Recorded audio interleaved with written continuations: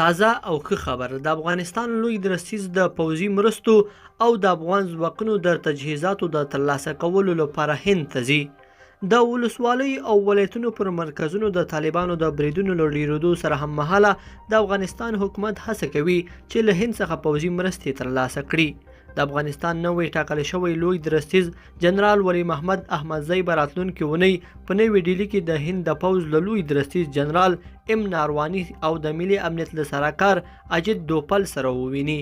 د هند د دفاع وزارت چارواکي وایي له افغان لوی درستیز سره به د هندي چارواکو د خبرو د اجنډا د سر موضوع پوځي همکاري وي. هند تر دې وړاندې په تیرو څو کلونو کې افغانستان ته 7 هلیکاپټرونه ورکړي.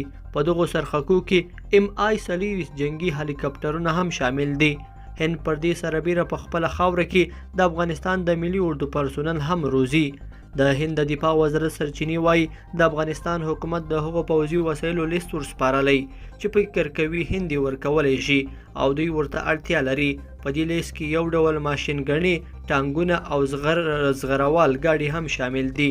په پام کې ده چې د هند له لوی درستیز او د ملي امنیت له سلاکار سره د افغان لوی درستیز خبرې په همدې لیست باندې وشي. لیدونکو په دې هیله چې دا مطلب به مو تر پایه لیدلی وي.